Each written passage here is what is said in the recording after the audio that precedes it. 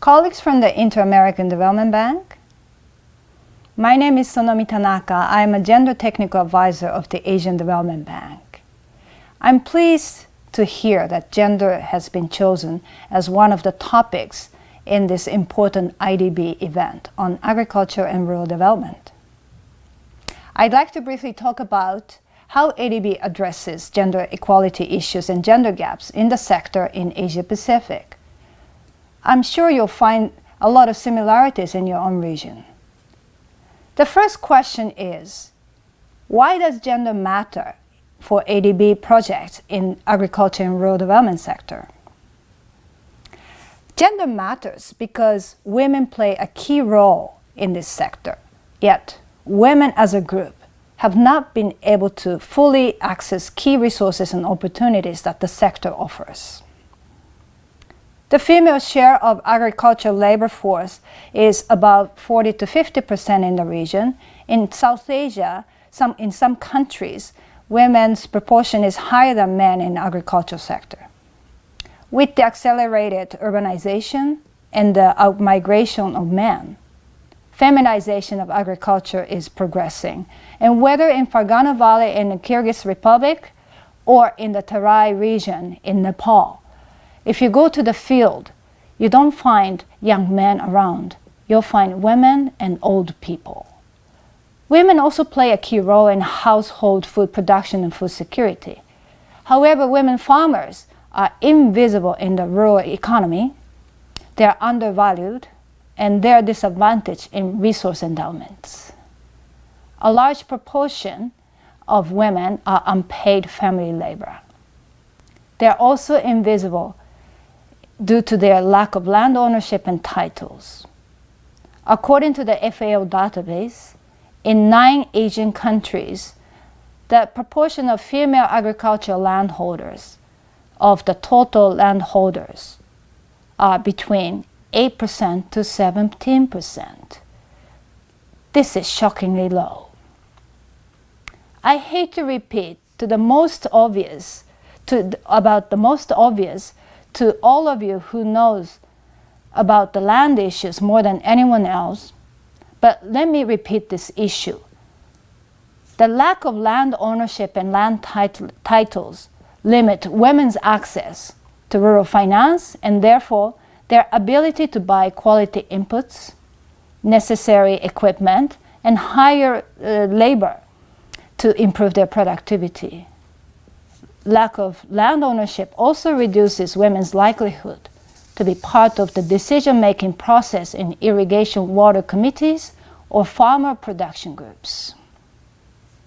Rural women also consistently work longer hours than rural men due to their dual responsibilities for productive and reproductive roles. This so-called women's time poverty in rural areas is exacerbated by lack of access to basic infrastructure and the drudgery reducing technologies. With the climate change impacts and increasing natural calamities, as well as growing risk of global food insecurity, farmers these days need to be information and technology savvy. So the role of agricultural extension and ICT are essential. But only 5% of all agriculture extension services is directed at women, and only 15% of the world extension personnel are women. When you see also the gender digital divide in ICT, you'll be really surprised. This must change. Given all this, the benefits of gender mainstream in agriculture and rural development sector are obvious.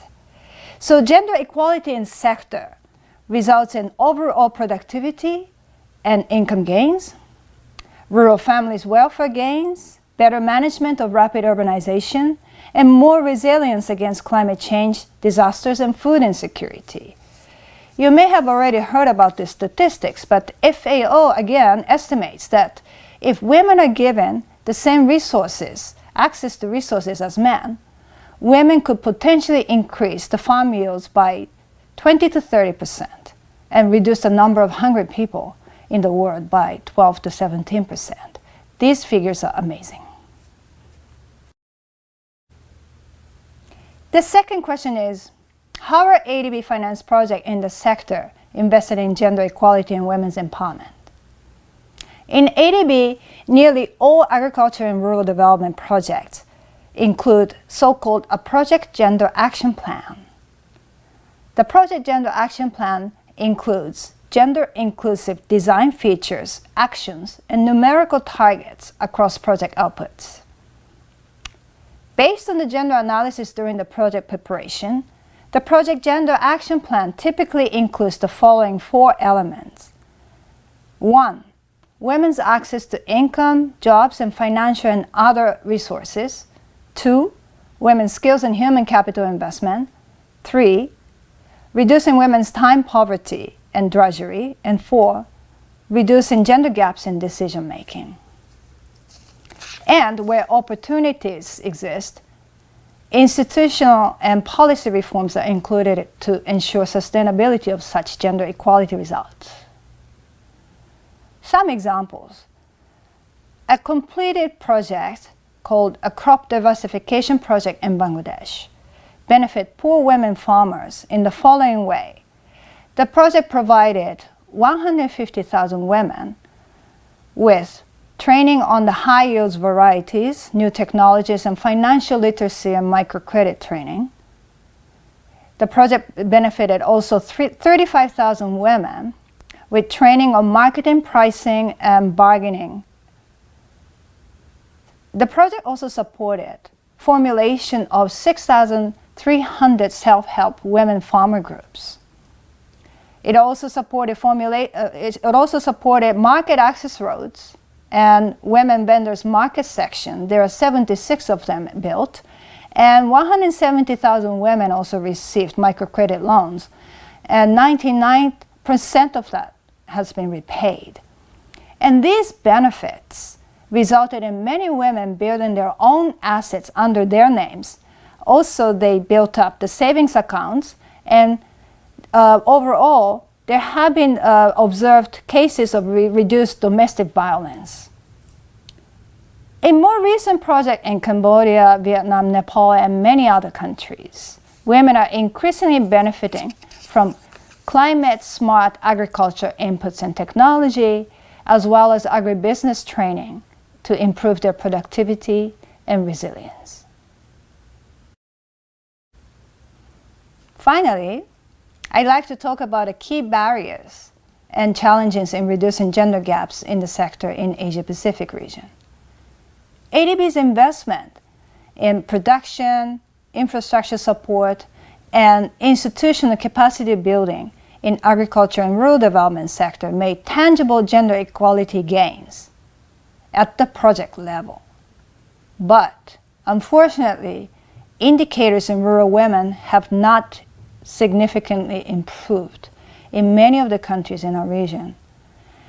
And here I believe this is primarily due to the fact that we have failed to seriously tackle the more structural issues which are complex to deal with.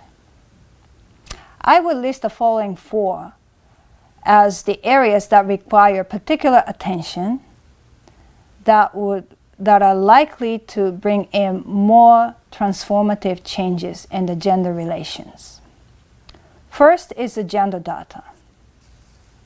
There is almost systemic resistance to collect gender data in the sector. Even if data are collected at the project level during the life of the project, such as women's representation and participation in project activities, these have not been systematically translated into the national agriculture and rural development policy or strategy. In fact, I have witnessed in one country that a new project have completely ignored the fact that the old project in the similar project area achieved 40% of women's participation in water user committees and set the new target at 20%.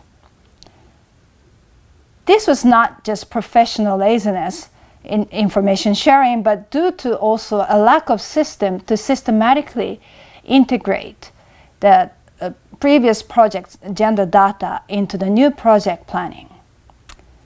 If we properly collect and use gender data for policy and program purposes, we can make a big difference.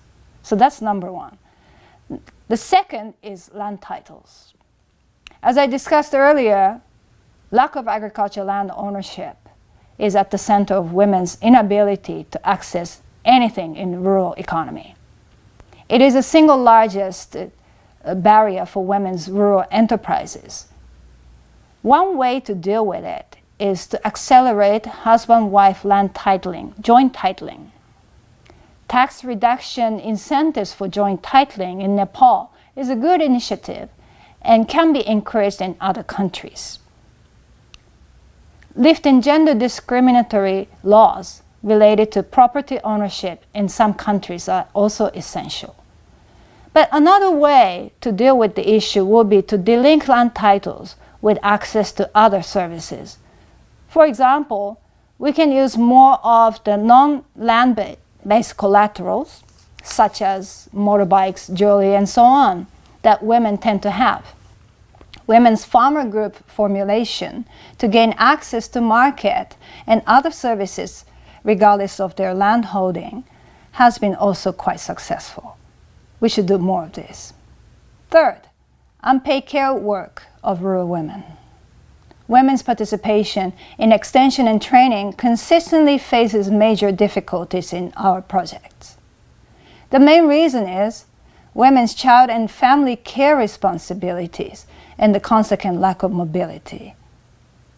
Extension services on pilot demonstration farms without having to travel to agricultural centers have contributed to some extent, but there will not be a major change unless care facilities and services are provided in rural areas as well. Fourth, social norms.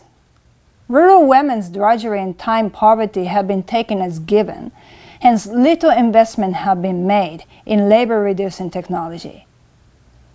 Gender discriminatory norms and practices still persist in rural Asia Pacific, such as low values attached to girls and women, gender-based violence, sex selection at birth, early marriage, and physical confinement of women in their house.